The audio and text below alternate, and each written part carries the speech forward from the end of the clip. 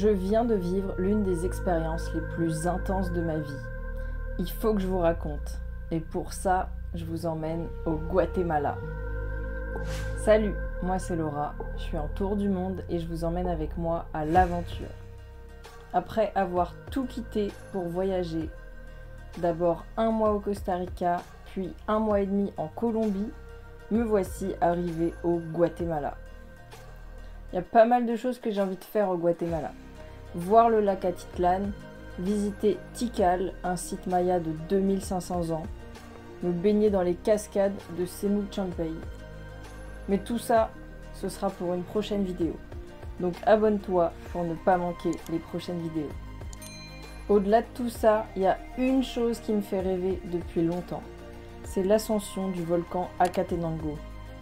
C'est ce volcan qui m'a donné envie de mettre les pieds au Guatemala. Ce qu'il faut savoir, c'est qu'au Guatemala, il y a plein de volcans. Genre, vraiment plein. Mais l'ascension de l'Acatenango, c'est quand même quelque chose.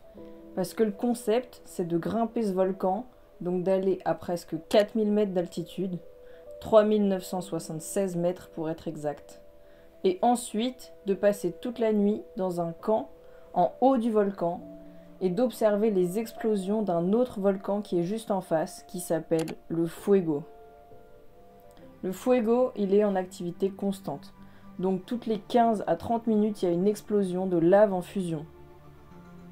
La journée, on voit des explosions grisâtres, et la nuit, on assiste à un spectacle encore plus incroyable, puisqu'on voit la lave rouge en fusion. Avant d'arriver au Guatemala, j'ai rencontré plusieurs personnes pendant mon voyage qui ont fait l'ascension de l'Acatenango, et il y en a plein qui m'ont dit qu'ils n'ont rien vu du tout, parce que c'était trop couvert, trop nuageux. Et en plus, il y a plein de gens qui m'ont prévenu que monter tout là-haut, c'est quand même dur. Il y a des gens qui m'ont dit qu'ils ont été malades pendant toute l'ascension, avec un mal de crâne pas possible, des nausées, des maux de ventre, à cause de l'altitude. Il y en a d'autres qui m'ont dit qu'une fois là-haut, ils ont eu tellement froid qu'ils n'ont pas dormi de la nuit, tellement c'était horrible.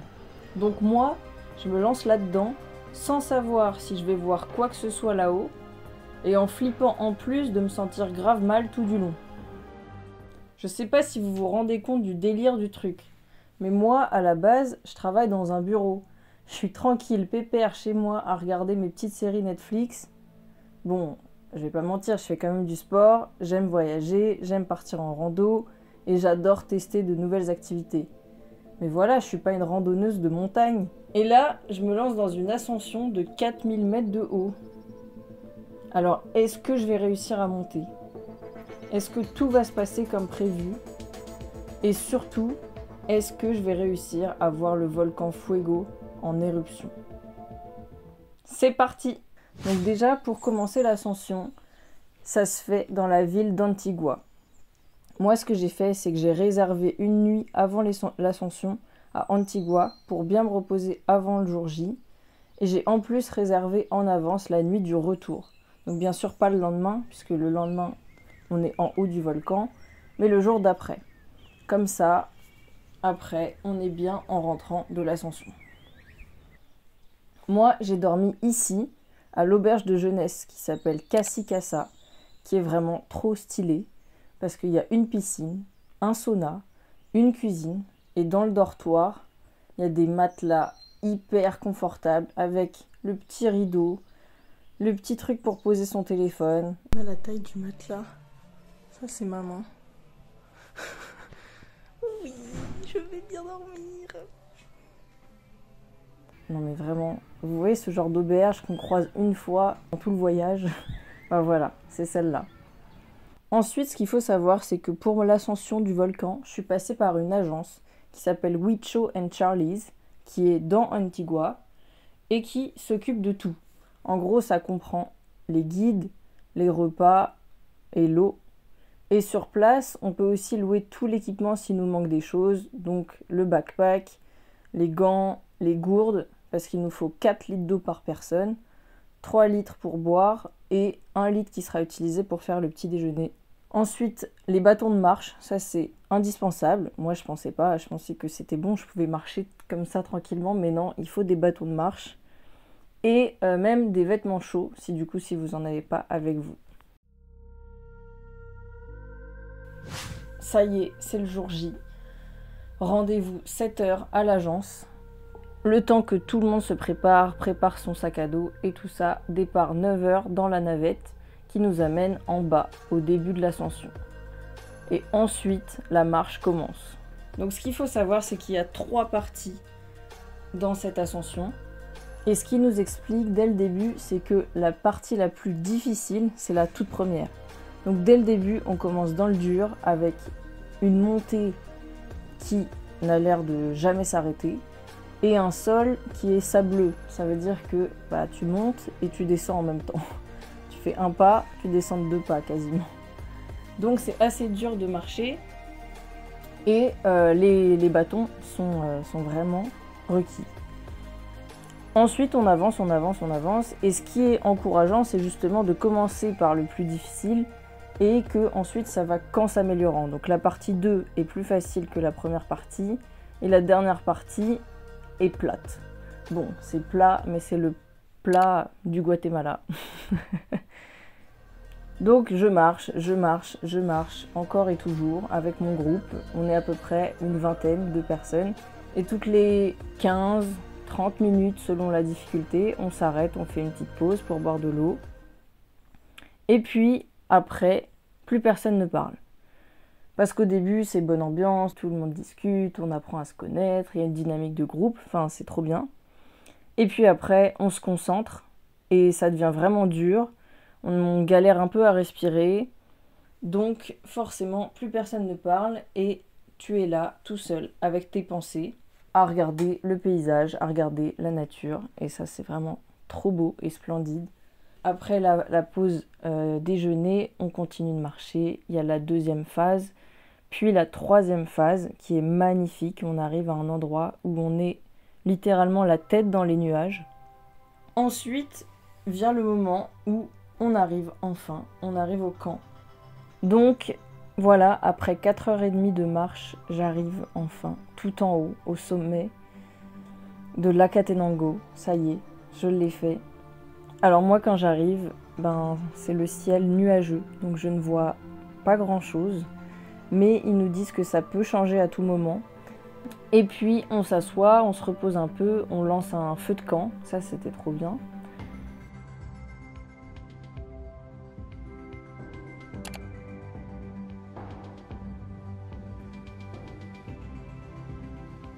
Et au bout de quelques minutes, finalement, les nuages commencent à s'en aller. Et là, le volcan Fuego apparaît devant nos yeux. Du coup, incroyable. C'est trop fou la sensation. Tu te dis, bon je suis moi-même sur un volcan face à un autre volcan. Enfin, c'est fou quand même.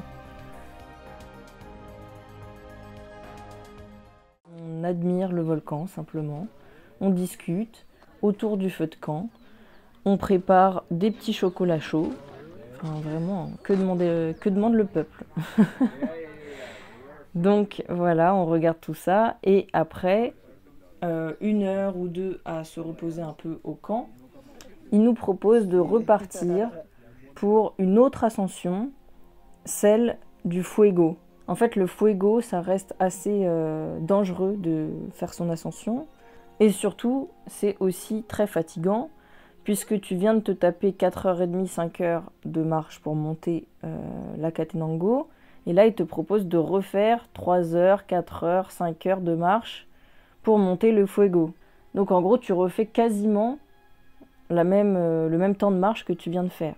Moi, j'ai choisi de ne pas y aller. Et par contre, il y a aussi une autre possibilité qui s'offre à vous. C'est ce que moi j'ai fait. On n'est que 4 à l'avoir fait sur le groupe de 20 personnes. C'est de se lever le lendemain matin, après la nuit, au sommet. On se lève à 3h45 pour partir à 4h du matin, de nuit, avec la lampe frontale. Et on finit le dernier bout du volcan Acatenango. Le but, c'est d'arriver vraiment au sommet, et pas juste au camp, et de voir le lever du soleil sur les volcans. Donc incroyable. Donc moi j'ai fait ça. on était 4 personnes. Il y en a qui se sont levés et puis finalement ils ont commencé le chemin. Ils se sont rendus compte que c'était vraiment difficile et ils ont rebroussé chemin, ils sont retournés au camp. Donc ouais, c'est sûr que c'était vraiment dur cette dernière partie. Déjà parce que t'as la fatigue de la veille, t'as les courbatures de la veille, tu te réveilles en pleine nuit pour ça. Et que le chemin est vraiment pentu. Et que tu fais un pas, tu recules de 3 pas en arrière. Vraiment, tu t'enfonces dans le sable et t'appuies de toutes tes forces avec tes bras sur tes bâtons. Tu pousses sur tes jambes à chaque pas. Et chaque pas, tu dois te motiver et t'as plus de souffle. Et tu te dis, mais vraiment, mais qu'est-ce que je fous là? Et au final, on arrive tout en haut, au sommet. Et là, arrivé là-haut, je suis juste tellement fière de moi. De me dire, ça y est, t'es vraiment en haut, tu l'as fait. Et arrivé en haut, ben, je n'ai rien vu du tout. Nuage de fou, il n'y a rien qui s'est dégagé. Et il faisait tellement froid, beaucoup plus froid que juste au camp. Mais par contre, on était tellement heureux, tellement fiers de nous. Et sentiment incroyable, indescriptible. Et le moment où je me suis réveillée pour aller au sommet de la Catenango, eh bien, c'est là que j'ai pu voir pour la première fois la lave en fusion rouge. Et en fait, c'est assez fou comme sensation. T'as vraiment l'impression de vivre avec le volcan. Tu sens les tremblements sous tes pieds.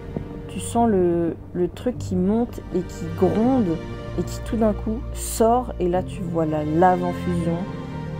Tout rouge dans le ciel noir. Bien sûr, il n'y a pas de pollution visuelle, lumineuse ou sonore, donc t'entends rien d'autre et tu vois rien d'autre que ça. Et ensuite, tu vois la lave qui descend doucement, le volcan, et c'est juste incroyable. Donc mon bilan, une expérience incroyable, mémorable, que je n'oublierai jamais, je pense.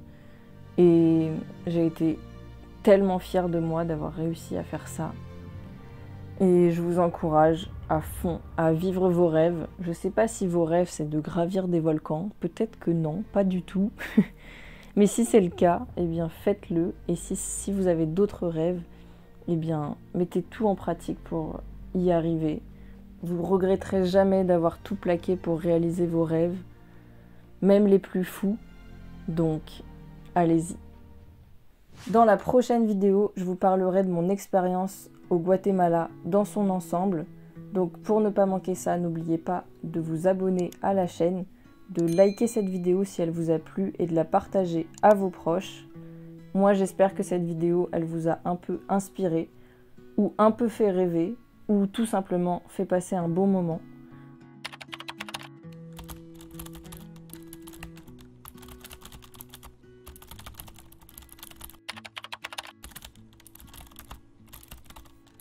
Et sur ce, moi je vous dis bisous et à la prochaine.